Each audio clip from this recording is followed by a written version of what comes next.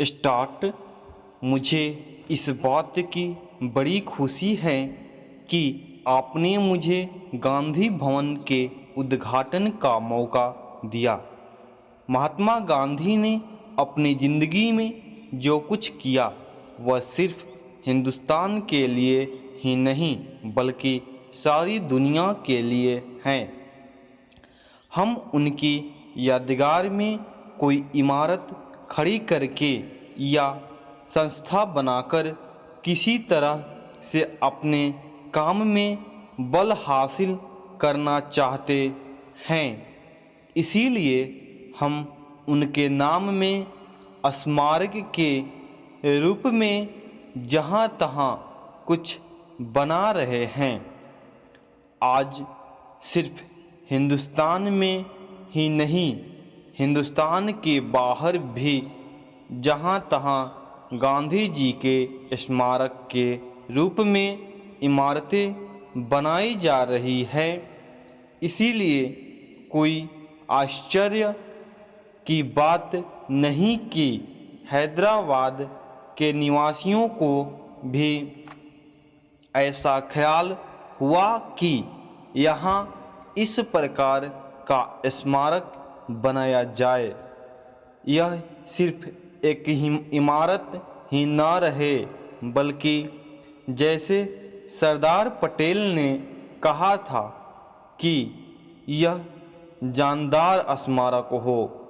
इसका अर्थ यह है कि वह केवल ईंट पत्थर का न हो बल्कि महात्मा गांधी ने जो सिखाया और बताया था तथा उनके जो विचार थे उनका कोई जीता जागता रूप यहाँ देखने में आए। महात्मा गांधी ने अपने जीवन में कई बार कहा था कि किसी आदमी के लिए उसका शरीर कोई कीमत नहीं रखता, वह तो मिट्टी का पुतला है और फिर मिट्टी में मिल जाता है। मगर उसके पास कोई चीज़ रह जाती है तो एक तरफ उसकी आत्मा और दूसरी तरफ उसके किए हुए अच्छे बुरे काम। इसीलिए उन अच्छे कामों का नमूना हमारे सामने होना चाहिए।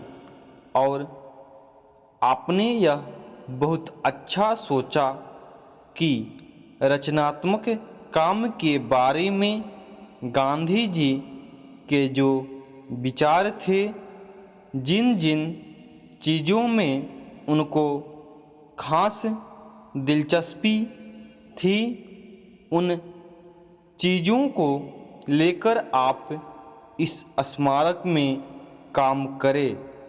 और जो संस्थाएं इस तरह के काम में लगी हैं, यहाँ आप उनको भी जगह दें।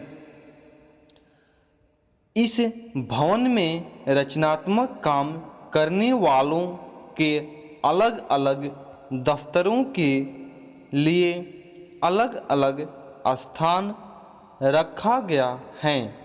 मैं आशा करता हूँ कि आपका काम दिन प्रतिदिन बढ़ेगा और गांधी जी का जो चित्र यहाँ बना रखा है उसकी ओर आपका ध्यान जाएगा। गांधी जी ने हमें जो कुछ सिखाया उसकी तरफ भी आपका ध्यान जाएगा।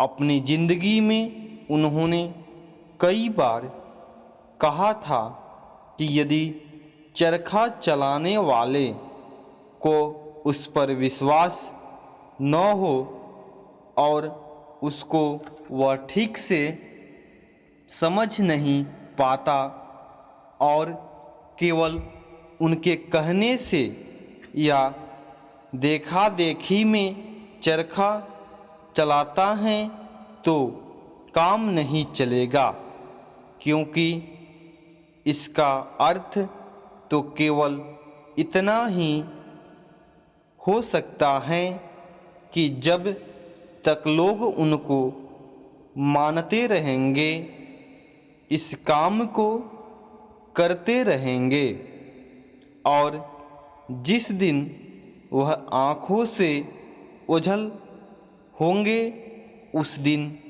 यह काम बंद हो जाएगा। इसीलिए वे कहते थे कि ठीक समझ करके करना चाहिए तो करो, और नहीं तो चरखे को जला दो, उसकी कोई खास ज़रूरत नहीं है।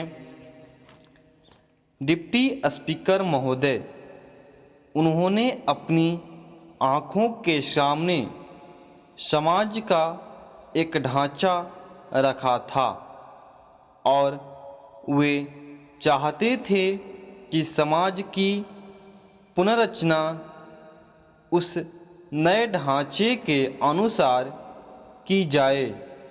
अभी हम उस रास्ते पर नहीं चल सके हैं।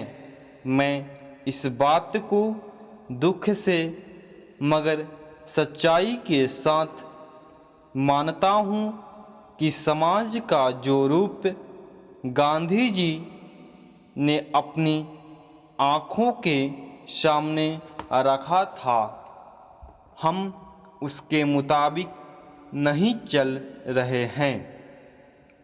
हमारे सामने एक दूसरा ढांचा है और हम उस पर चलने का प्रयास कर रहे हैं। मैं यह नहीं कहना चाहता कि उसमें से कौन बेहतर है और कौन बुरा है। मैं तो बस इतना ही कह देना काफ़ी समझता हूँ कि हम जिस रास्ते पर चलकर आज आगे बढ़ना चाहते हैं, वह रास्ता वह नहीं जो हमें उस जगह पर ले जाएं जहां गांधी जी हमको ले जाना चाहते थे। हम अगर उसके ठीक विपरीत रास्ते पर नहीं तो कम से कम कुछ अगल बगल या दूसरी तरफ तो ज़रूर जा रहे हैं। हो सकता है कि हमारी आँखें आहिस्ता आहिस्ता खुले और फिर हम सीधे रास्ते पर आ जाएं। आज देश में जो रचनात्मक काम हो रहा है, मैं बड़ी कीमत इसलिए लगाता हूँ कि फिर कभी हम उस रास्ते पर आ सकेंगे, और अगर हम इस काम को भी छोड़ दिया तो फिर इधर लौटने की कोई उम्मीद नज़र नहीं आती। इसीलिए मैं चाहता हूँ कि हम इस रचनात्मक काम को पूरे बल और ताकत के साथ आगे बढ़ाते जाएं। बहुत ज़माना हुआ जब अंग्रेज यहाँ आया था। वह बड़ा विद्वान था। उनकी किताबें अब भी चल रही हैं। गांधी जी उस समय खादी और ग्रामोद्योगों की बात चला रहे थे। आप जानते हैं कि पश्चिमी देशों में कोई भी चीज़ ऐसी नहीं जो यंत्र के बिना हो। वहाँ सब काम मशीनों के द्वारा किए जाते हैं। स्टॉप।